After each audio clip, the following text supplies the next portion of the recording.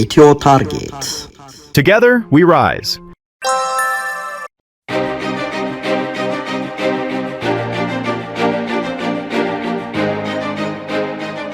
አወዛጋቢው የዓለም ዋንጫ ጀምሯል።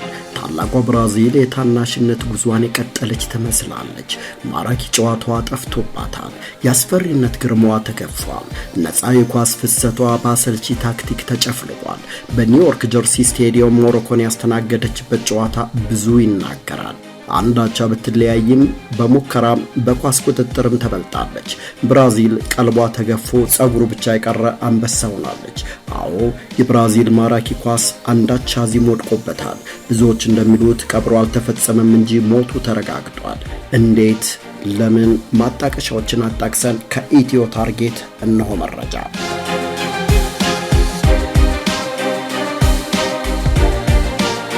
የብራዚልን አወዳደቅ ለማንሳት አነሳሷን ማውሳት ግድ ይላል። 1950 ስዊድን ብራዚልን ካዘጋጇ ስዊድን ያገናኘው የፍጻሜ ጨዋታ ኤድሰን አራንጅ ዱኖ ሶማንቶይሉት የ17 ዓመት ወጣት ወደ ሜዳ ገባ። ባልጠና ሰውነቱ የጠኑትን ስዊድኖች መከራቸውን አበላቸው። ብራዚል 5 ጎሎችን ስታስቆጥር ወጣቱ ሶማንቶ ሃትሪክ ሰራ። ብራዚል በታሪኳ ለመጀመሪያ ጊዜ የዓለም ዋንጫን ስታነሳ ፔሌ ይሉት የእግር ኳስ ንጉስ የዓለም አይን ማረፊያ ሆነ። እንግሊዝ የፈጠረችውን እግር ኳስ ብራዚል እስትንፋስ እፍ ብላ ስጋ ለበሰችው። ከ12 ዓመት በኋላ በድንቅ ተሰጥኦ የበለጸጉ ከዋክብቶቿን ይዛ ወደ ሜክሲኮ አቀናች። 1962 ፔሌ፣ ጀርዚኒዮ፣ ጌርሰን፣ ቶስታኦ፣ ካርሎስ አልቤርቶ አንዱን አንስቶ አንዱን መቶ አይቻልም። ድንቆቹ ለፍጻሜ ሲደርሱ ተጋጣሚያቸው ኢጣሊያ ሆነች። የሴሌሳዎቹ አንበሶች ግሊ አዙሪዎቹን የማይወጡት አዙሪት ውስጥ ከተቷቸው። ኢጣሊያን 4-1 አፈራረሷት። በተለይ 8 ተጫዋቾች 9 ንክኪ ያደረጉበትና ካርሎስ አልቤርቶ በመጨረሻ መረብ ላይ ያንፈላሰሳት ኳስ ከሁል ጊዜ የዓለም ዋንጫው ድንቅ ጎሎች አንዷ ሆና ተመዝግባለች። ይህ ነበር የብራዚሎች መታወቂያ። ጆጋ ቡኒቱ ይሉታል ብራዚሎች በፖርቹጋልኛ። ማራኪ ጨዋታ ተጫዋት እንደማለት ሊተረጎም ይችላል። በእግር ኳስ ታሪክ ብራዚልን ከሀያሎች ተርታ የሚያሰልፋት ሚስጥር የተሰጥኦ መፈልፈያ መሆኗ ብቻ አይደለም፣ ተሰጥኦ የሚበቅልበት ቦታ ጭምር እንጂ። ፔሌ እግር ኳስን የነፍሱ ጥሪ ያደረገው ማንጎ ጠብጥቦ ድሪቶ ደርቶ በባዶ እግሩ አፈር ላይ እየተንከባለለ ነበረ። ሮናልዲኒዮ ያደገ በፖርቶ አሌግሬ ድሆች ሰፈር ውስጥ በተሰባበረ ኮንክሪት ላይ ኳስ እያታለለ ነው። ክስተቱ ሮናልዶ 5 ተከላካዮችን አታለ ታልፋለህ ወይም ጨርሶ የመጫወት ዕድል አታገኝም በሚባልበት የሪዮ ዲ ጄኔሮ ጎዳናዎች ላይ እንደ ወርቅ ተፈትኗል። ጆጋ ቡኒቱ በአካዳሚዎች ውስጥ በስልጠና ማኑዋል አልተቀነበበም፣ በታክቲክ ሰሌዳዎች አልተቀረጸም። የተወለደውም ያደገውም በሕይወት ለመኖር በሚደረግ ትግልና ተጋድሎ ውስጥ ነው። በጎዳናዎች ላይ ቦታም ሆነ ጊዜ የለም። ሕግና ደንብ አይታወቅም። ሕግም ደንብም የራስ ብቃት ብቻ። አዳዲስ ነገሮችን መፍጠርና የራስን ስልት መቀየስ ግድ ይላል። የስልክ ሳጥን በምታክል ጠባብ ቦታ ውስጥ 3 ተጫዋቾችን አታሎ ማለፍ ያልቻለ ኳሷን ተነጥቆ አግዳሚ ወንበር ላይ መቀመጥ ግድ ይለዋል። ማዕቀብ አልባው ኢመዋቅራዊና ምህረት የለሹ አካባቢ እግር ኳስን ከሌላው ዓለም በተለየ እይታ የሚያዩ ተጫዋቾችን አፈራ። ጨዋታውን ከመጫወት አልፈው ወደ ፈለጉት አቅጣጫ ጠመዘዙት። ይህ ልዩ መገለጫ ብዙዎች የብራዚል እግር ኳስ የመጨረሻው ከፍታ አድርገው እስከሚቆጥሩት የ1994 የኮሪያና ጃፓን የዓለም ዋንጫ ዘልቋል። በዚህ መርሃ ግብር ሮናልዶ ሉዊስ ናዛሪዮ ዴሊማ 8 ግቦችን በማስቆጠር በኮከብ ግባግቢነት የወርቅ ጫማውን ተቀዳጀ። ሪቫልዶ እያንዳንዱን የማጥቃትና ኳስ የማቀጣጠል ተግባር በብቃት መራ። ሮናልዲኒዮ የእንግሊዙን ኮከብ ግብ ጠባቂ ዴቪድ ሲማንን ያቃለለች ተአምራዊ ጎል ከ40 ያርድ ርቀት አስቆጠረ። ጋውቾ ቅጣት ምቱን ሲመታ ኳሷ በአየር ላይ ተንሳፋፊ በስበት ሕግ አሸዋፊ የሆነች ያህል እንደ ወፍ ሰማይ ላይ የተጠማዘዘች የሲማንን አናት ቁልቁል እየቃኘች መረቡ ላይ ተበሰገች። በመጨረሻም ብራዚል ጀርመንን 2-0 አሸንፋ የዓለም ዋንጫውን ለ5ኛ ጊዜ አነሳች። በወቅቱ ሮናልዲኒዮ ገና የ21 ዓመት ወጣት ነው። የወጣትነት ዕድሜውን ያሳለፈው እግር ኳስን የተለማመደው እዚያው ብራዚል ውስጥ ነበር። ሪቫልዶም ሙሉ ተጫዋችነቱንና በሳልነቱን እስካረጋገጠበት 24 ዓመቱ ድረስ ወደ አውሮፓ አልተጓዘም። እነሱ ተሰጥኦን እንደፈለጉት በሚቀርጹ የአውሮፓ አካዳሚዎች ውስጥ አላለፉም። እነሱ የጎዳና ላይ እግር ኳስን በማንነታቸው ውስጥ ይዘው ሙሉ በሙሉ በስለውና በቅተው አውሮፓ የደረሱ እውነተኛ ብራዚላውያን ነበሩ። በዓለም ዋንጫ መድረክ ተቀናቃኞቻቸው አያከብሯቸውም፣ ይፈሯቸዋል እንጂ። ብራዚል ዓለምን ትንፋሽ እስኪያጣ በስሜት ያንቆራጠጠችበት የመጨረሻው ጊዜ ያ ነበር። የደቡብ ኮሪያና የጃፓኑ የዓለም ዋንጫ ዦጋ ቡኒቱ ሊገታ የማይችል ኃይል ሆኖ የታየበት የመጨረሻው ምዕራፍ። የ1994ቱ የዓለም ዋንጫ የብራዚል ስኬት መቋጫ፣ የውድቀቷ መፈናጠጫ ሆነ። ከዚያ በኋላ 5 ተከታታይ የዓለም ዋንጫዎች ላይ የተሳተፈችው ብራዚል በጥሎ ማለፉ አንድም የአውሮፓን ብሔራዊ ቡድን ማሸነፍ አልቻለችም። 20 ዓመታት በአውሮፓውያኑ ብልጫ ተወስዶባታል። ይህ መጥፎ ዕድል አይደለም፣ አጋጣሚም አይባልም፣ ግልጽ የሆነ የውድቀት ጉዞ እንጂ። የውድቀቷ መነሻ ደግሞ ከታክቲክ ከአሰልጣኞች ወይም ከዕጣ ፈንታ ለመግጠም ጋር አያያዝም። ይልቁንም ማንም ካላስተዋለው ለዓመታት የብራዚልን እግር ኳስ እንደ ምስጥ ውስጥ ለውስጥ ከበላውና ለአንድ ክፍለ ዘመን የገነባቸውን እውነተኛ ማንነቷን ቀስ በቀስ ካጠፋው ሚስጥር ጋር የተቆራኘ እንጂ። የዦጋ ቡኒቱ መውደቅ በይፋ አልታወጀም።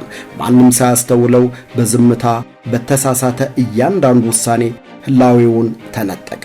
ጉዳቱ ሲታወቅ ግን ነገር ሁሉ አብቅቶለታል። 1998 ዓ.ም ጀርመን ብራዚል በሩብ ፍጻሜው ፈረንሳይ ጋር ተገናኘች። በዓለማችን ላይ ካሉ ምርጥ ተጫዋቾች መካከል ሶስቱ በአንድ ሜዳ ላይ ለአንድ ቡድን ተሰለፉ፣ ሮናልዶ፣ ሮናልዲኒዮ፣ ካካ። ሆኖም ብራዚላዊው ማነው እስኪያስብል ድረስ ድንቅነቱን ባስመሰከረው ዚዳን የተመራችው ፈረንሳይ በቲየሪ ኦንሪ ጎል 1-0 አሸነፈች። ብራዚልም ወደ ቤቷ ተመለሰች። ከ4 ዓመታት በኋላ በ2002 ብራዚል ተጠባቂ ብሔራዊ ቡድን ሆና ወደ ደቡብ አፍሪካ ዘለቀች፣ ግን ሩብ ፍጻሜውን አልተሻገረችም። በዚህ ጊዜ ደግሞ ተረኛዋ አሰናባች ኔዘርላንድስ ሆነች። ዊስሊ ሽናይደር ቀዳሚ ጎል ለኔዘርላንድስ አስቆጠረ። ፊሊፔ ሜሎ በቀይ ካርድ ከሜዳ ወጣ። እንኳንስ ተጫዋች ወጥቶባት በሙሉ አቅሟ ያልተቋቋመቻት ኔዘርላንድስ 2-1 አሸነፈቻት። በተመሳሳይ ዙር በሌላ አውሮፓዊት ሀገር ተሰናበተች። ግልጽ የውድቀት መስመር። ማንም ግን ስምም ዕውቅናም አልሰጠውም። የብራዚል ልጆች በጎዳናዎች ላይ መጫወታቸውን አቆሙ። በአንድ ጊዜና በድንገት ሳይሆን ቀስ በቀስ። ከዓመት ወደ ዓመት አፈራማዎቹ ሜዳዎች ጠፉ። በተጨናነቁ የደሃ ሰፈሮች ውስጥ ይደረጉ የነበሩ ጨዋታዎች በአዳራሽ ውድድሮች ተተኩ።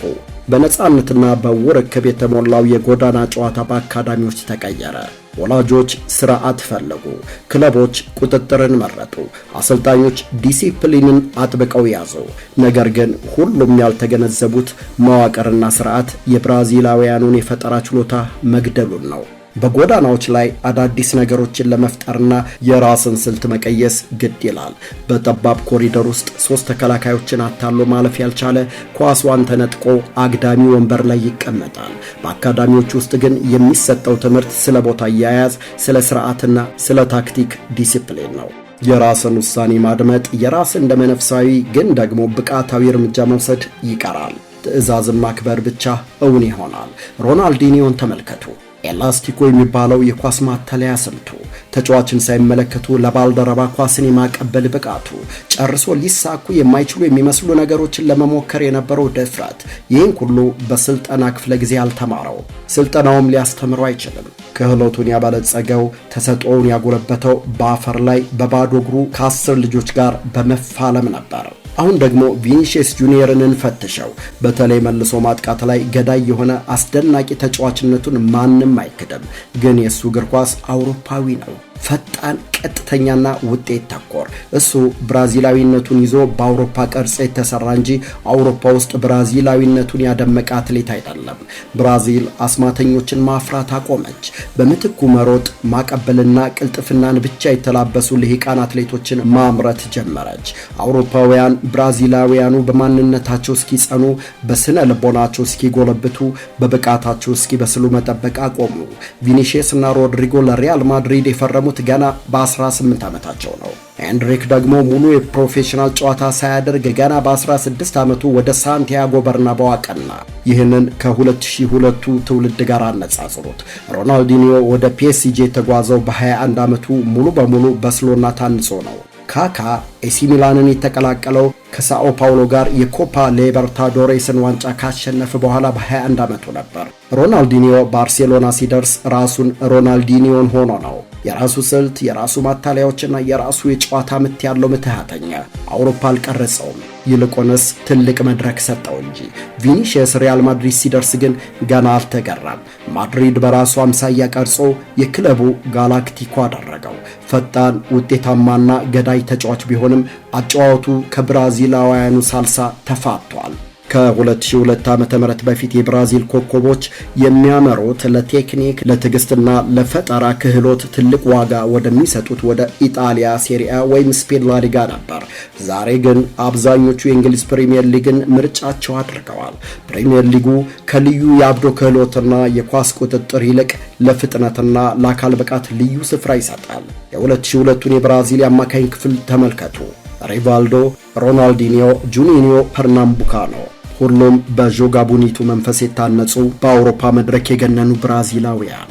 አማካዩ ጁኒኒዮ በእግር ኳስ ዘመኑ 54 የቅጣት ምት ግቦችን አስቆጥሯል። 54። ይህንን ጥበብ የተማረው ብራዚል ውስጥ ሲሆን ያጎለመሰው ግን ፈረንሳይ ላይ ነበር። በአንጻሩ የ2026 የብራዚል ብሔራዊ ቡድን ብሩኖ ጊማሬሽ፣ ዳግላስ ሉዊዝ፣ ካሴሚሮ፣ አንድሬ ሳንቶስ፣ ሉካስ ፓኬታን በመሳሰሉ አማካዮች ተገንብቷል። ሁሉም የተገኙት ፍጥነትንና አካል ብቃትን፣ ጽናትንና ውጤታማነትን ብቻ ከሚጠይቀው የእንግሊዝ ፕሪሚየር ሊግ ነው። በብራዚል አማካይ ተጫዋቾች ታሪክ በመሮጥና ሜዳውን በማካለል ብሩኖ ጊማሬሽን የሚስተካከለው የለም። ነገር ግን ባለፉት 3 ዓመታት እነዚህ አማካዮች ለብሔራዊ ቡድናቸው አንድም ጎል አላስቆጠሩም። ካስቆጠሩም አንገት የሚያስደፋ እንጂ ደረት የሚያስነፋ አይደለም። ብራዚል አሁን አሰናሳኝ አማካይ የላትም፣ እንደ ፈረስ የሚጋለብ እንጂ። መሮጥ ደግሞ ብራዚልን በአውሮፓ ብሔራዊ ቡድኖች ከመደቆስ አልታደጋትም። ጸንቶ የቆመውን የብራዚል እግር ኳስ ማማ እንደ ምስጥ ያበሰበሰው ችግር ይሄው ነው። የብራዚል ጎዳናዎች ጸጥ አሉ። ሕፃናት ገና በለጋ ዕድሜያቸው ሀገር ጥለው ወጡ።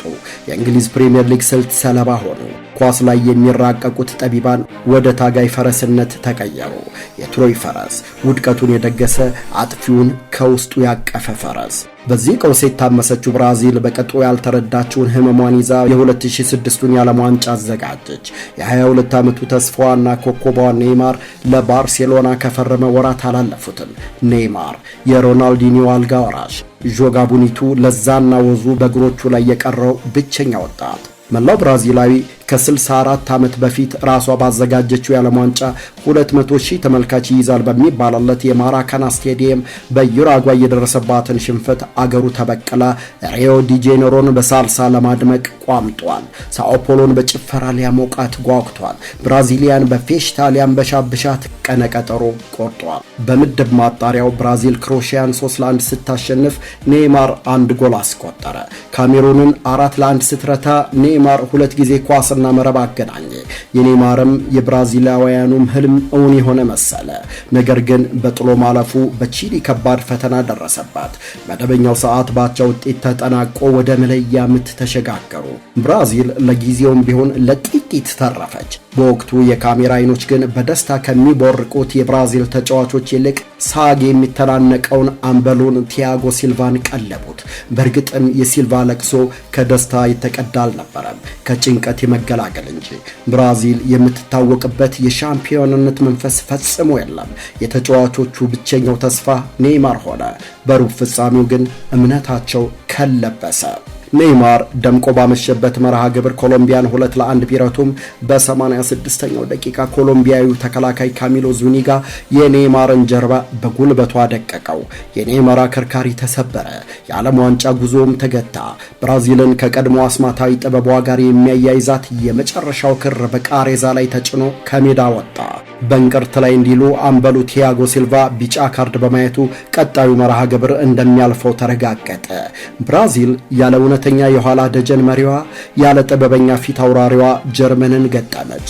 በሐምሌ 1 2006 ዓ.ም ከተጫዋቾቻቸው ብቃት ይልቅ እጣ ፈንታቸውን ያመኑት ብራዚላውያን የሚኔሮ ስቴዲየምን አጨናነቁት። እነሱ ያላወቁት ነገር ቢኖር እጣ ፈንታ ከብዙ ዓመታት በፊት ጥሏቸው መኮብለሉን ነበር። ቢጫ ማሊያ የለበሱ የኔይማርን 10 ቁጥር ማሊያ የያዙ ባንዲራዎችን የሚያውለበልቡ ሰንደቃቸውን እንደ ሸማ የተከናነቡ 58000 ብራዚላውያን ስቴዲየሙን በዜማ ቀወጡት። አንዳንዶች ደግሞ ፈጣሪያቸውን በጸሎት ተማጸኑት። ብሔራዊ መዝሙሩ ሲዘመር ዴቪድ ሉዊስ ያለቅሳል። ሉዊስ መጪውን ይገምት። ካሜራማኖቹም ሉዊስ የሚፈጥረው ስህተት ቀድሞ ታይቷቸው እንደሆነ አይታወቅም። ግን የቴሌቪዥኑ መስኮት ከሚገባው በላይ በሉዊስ ምስል ተሞላ። ጨዋታው ተጀመረ። 11ኛው ደቂቃ ቶማስ ሙለር፣ 23ኛው ደቂቃ ሚሎስላቭ ክሎስ፣ 24ኛውና 26ኛው ደቂቃ ቶኒ ክሮስ፣ 29ኛው ደቂቃ ሳሚ ካዲራ 5 ጎሎችን አከታትለው አስቆጠሩ። 5 የዓለም ዋንጫዎችን በማንሳት ክብረ ወሰን የያዘችው ብራዚል በ18 ደቂቃ ውስጥ 5 ጎል ያስተናገደች ብቸኛዋ አዘጋጅ ሀገር ተብላ በውርደት መዝገብ ስሟ ሰፈረ። በተመልካቹ ዘንድ የተስፋን ጥፍጣፊ የለም። እኩሉ ፊቱን ሸፍኖ አለቀሰ። አብዛኛው ስቴዲየሙን ለቆ ወጣ። ዴቪድ ሉዊስ ጨዋታው ሳያልቅ በመሃል ሜዳው ክብ ውስጥ በጉልበቱ ተንበረከከ። የማድሪዱ ንስር ማርሴሎ መርዜላሰ ግመል መሰለ። ትግል የለም፣ ቁጭት የለም፣ ስሜት የለም፣ ባዶነት ብቻ። ጀርመን በሁለተኛው አጋማሽ ተጨማሪ 2 ጎሎችን አክላ የዳኛው የመጨረሻው ፊሽካ ተሰማ። 7-1።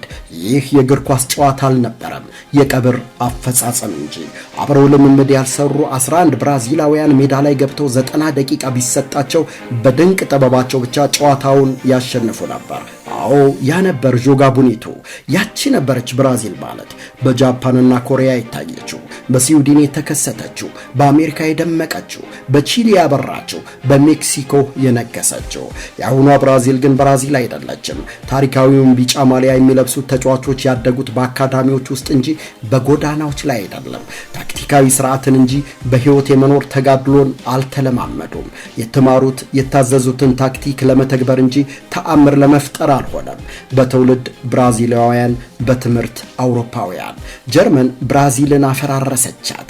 ብዙዎች ሽንፈቱን እንዳጋጣሚ፣ እንደ ስህተት ወይም በኔይማርና በሲልቫ አለመኖር የመጣ አሳዛኝ አደጋ አድርገው ሊያዩት ሞከሩ።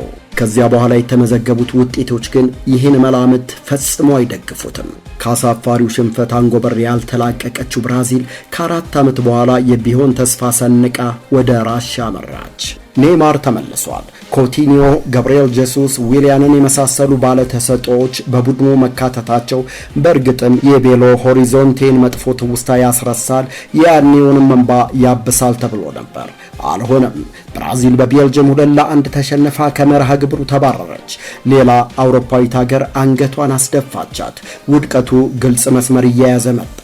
ብራዚል ግን አሁንም ሽንፈቱን በአጋጣሚና በመጥፎ ድል በማሳበብ ራሷን አታለለች። ከ4 ዓመታት በኋላ ኳታር ተገኘች። አሁን ለምክንያትነት የምታውለው አንዳችም ሰበብ የላትም። ከጃፓንና ኮሪያው የዓለም ዋንጫ ወዲህ ምርጥ የሚባለውን ስብስብ ይዛለች። ኔይማር፣ ቪኒሺየስ፣ ሪቻርሊሰን፣ ካሲሜሮ፣ አሊሰን ቤከር የቀረ የለም። በምድብ ጨዋታዎች ላይ የበላይነታቸውን አሳዩ። በጥሎ ማለፉም ደቡብ ኮሪያ ላይ 4 ግቦችን አዘነቡ። እውነትም ያለፉት ጊዜያት ሽንፈቶች በአጋጣሚና በዕድለ ጠማማነት የተፈጠረ ነው ተባለ። በሩብ ፍጻሜው ክሮሺያ ጋር ተገናኙ። በኔይማር ድንቅ ጎል 1-0 ቢመሩም ጨዋታው ሊጠናቀቅ 5 ደቂቃ ሲቀረው ብሩኖ ፔትኮቪች የብራዚልን ቅስም የሰበረ የክሮሺያን ተስፋ ያለመለመ የአቻነት ጎል አስቆጠረ። ጨዋታው ወደ ፍጹም ቅጣት መለያ ምት ተሸጋገረ። ሮድሪጎና ማርኪኒዮስ ፍጹም ቅጣት ምቱን አመከሉ። ብራዚል የሩብ ፍጻሜ መርገም የተጠናወታት ይመስል ከመርሃ ግብሩ ተሰናበተች። ለሌላዋ አውሮፓዊት ሀገር እጅ ሰጠች። 3 ተከታታይ ዓለም ዋንጫዎች፣ 3 አውሮፓውያን ተጋጣሚዎች፣ 3 ሽንፈቶች፣ ሁሉም ሽንፈት በሩብ ፍጻሜ።